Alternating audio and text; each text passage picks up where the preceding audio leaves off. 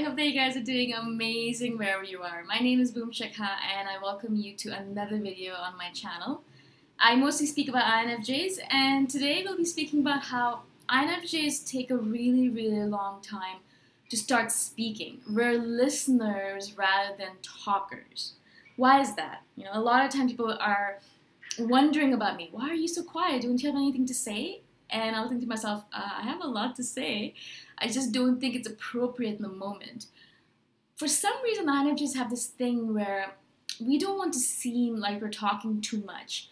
It's because we have this own perception of other people that when other people speak too much, we think that they're hiding something. We think that they're trying to hide their ignorance or perhaps their stupidity, or they're not as intelligent, that's why they're afraid, or they don't have a high self-esteem, that's why they're trying to cover it up by speaking too much. So because we have this negative perception of people who speak a lot, we are very careful not to do that. Recently I went to a lunch with a friend and she invited a bunch of people with her, and because these are people that were new to me, I hadn't met them before, they were her friends, not mine, I didn't know where everyone else sat. I don't know where all of those people were coming from. Do you know what I'm saying? I didn't understand them yet. So I spent most of my time sitting and listening. I didn't know what they were talking about. I wasn't an expert in those matters. Also, I didn't feel comfortable sharing my opinion around people that I had just met. I wanted to understand them a little bit more before kind of just spouting out my opinion. And so I sat and just listened the entire time. It was about 2 or 3 hours that we were sitting together. And I was happy to just sit and listen. I didn't need to provide an opinion. I didn't need to speak. It was not necessary. They were speaking enough for all of us, right? But one of them actually commented on it. They asked me a question and I took my time in answering. I had maybe a 5-second, 10-second pause, and I could have paused for longer because once I'm thinking about things and kind of gathering my thoughts, it takes me a long time to say something, right? There's a long pause, and I prefer the pause rather than me just blurting out things without thinking about it, because that's another thing that INFJs do, is that we blurt out without even thinking about some stuff, and then we hurt people with our questions, with our thoughts, with our beliefs, and the statements that we make, just blatant statements that we blurt out without thinking about it. And so I took my time with it and I answered, and I gave them a very short answer because I did not want to, just keep on talking. And they're like, "You're very odd, you don't talk a lot, you just stay quiet and listen." And it's interesting to me when they said that, I realized, yeah, you know what, I do talk a lot. With the people I know and understand, totally. I'll be blabbering on. With you guys, I talk a lot. These videos are like 10-15 minutes long sometimes. So I do talk a lot, but I need to get into that comfortable zone. I'd rather listen. Than talk. It's more important for me to understand and to gather data than to put my opinion or thoughts upon other people. I know everyone has an opinion. I have an opinion too.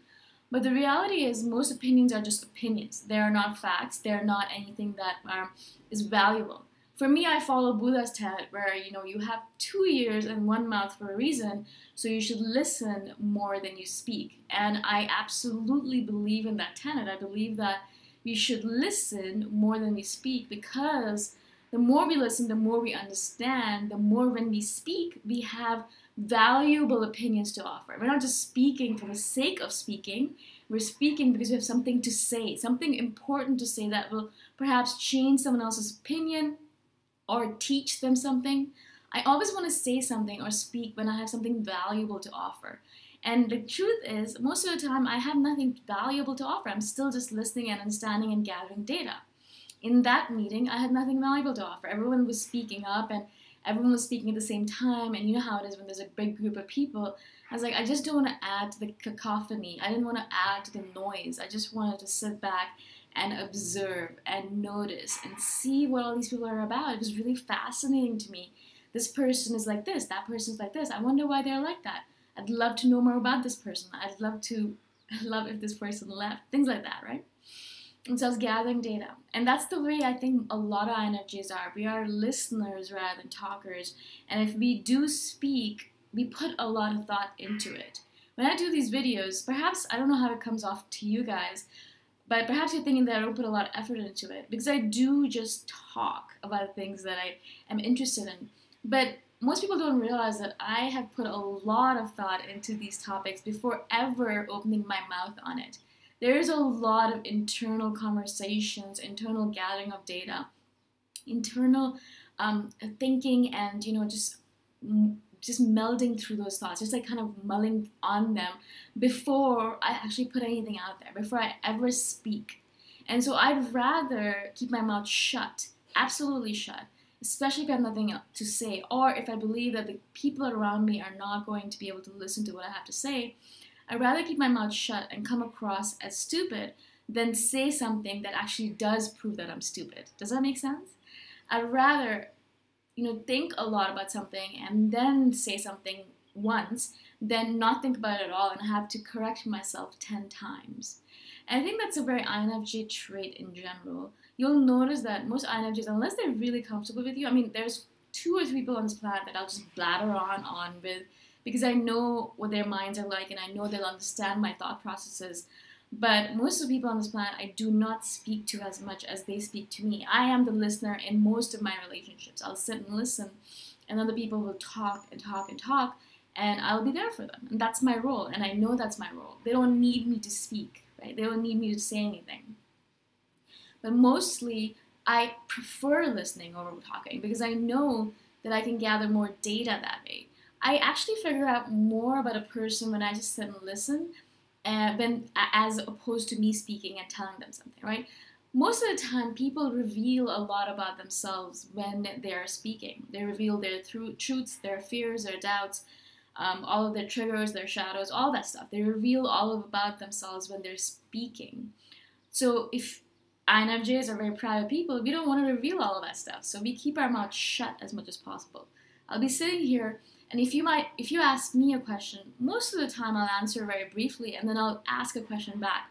I'll turn it around and put it back upon you, because I don't want to be speaking. I want to hear you speaking, and I want to gather data about you. A lot of times when I go on dates and things like that, I'm gathering data about that other person, and of course people love to speak about themselves, so that's easy, and they'll keep on speaking on and on and on and on. And then I realize through all the gathering of data that perhaps this person is not for me, and then I can leave the situation. Or I'll realize this person's really interesting, I'd like to know more about them, and then I'll be able to continue on that path. So it really gives me a lot of information. I love it. I think it's one of the best things about being an INFJ is that we don't necessarily need to speak. Now you might think, because of all the videos that you watch about me, that I love to speak, and I do. When I'm interested in something, when I really care about something, when I get really passionate about something, I'll speak on a topic forever. But I have noticed this, that the things I'm interested in, most of the time people are not interested in this stuff. Myers-Briggs personality type, no one really cares. I love it. I love talking about it, about all the different personality types. I love learning about them and all that stuff. It's great for me, but most people don't care, right? Quantum physics, most people don't want to talk about this stuff. Time travel, business stuff like entrepreneurship, online business, sales funnel, things like that, like things that I'm interested in. Most people don't want to talk about that stuff, right? So I could bore people to death by talking and talking about things that I care about, or I could just sit back and do my own internal speaking to myself, my internal conversation, entertain myself that way, and sit and listen to what everyone else has to say so I'm not boring them to death. I should do a video on this as well, because it's one of our paramount fears, INFJs, of boring people to death, because we do have all these diverse, varied, random interests, very quirky, and most people look at us like they are, that we've grown two horns or something. They're like, what are you talking about? What's going on here? And so when I get that, when I'm sitting with someone and they get that look in their eyes that, oh my God, what the hell is this person speaking about? Then I realize more and more often that most people don't care about the stuff that I'm interested in. Also, we get really intense when we're speaking about stuff. You can see that in me, and I'm sure if you're not an INFJ, you know that. Our intensity scares people. I'll definitely do a video on that in the future, but it's really, really freaking true. Not only our intense stares, I've done a video on that, but our intensity in general. When we get really excited about something, we're like powerful. Our energy just emanates and just breaks everything in its path, right? And so our energy is so palpable when we're excited, when we're intensely passionate about something. So that scares people, and we know that, so we're really careful about that as well. Makes sense? I hope it does. I don't know what you guys think about this or what your opinions are. I'd love to hear from you guys. Let me know what you think about speaking versus listening. What's more important to you? Why are you more of a listener than a talker, or either way, vice versa? And I'll see you guys in the next video. Bye for now.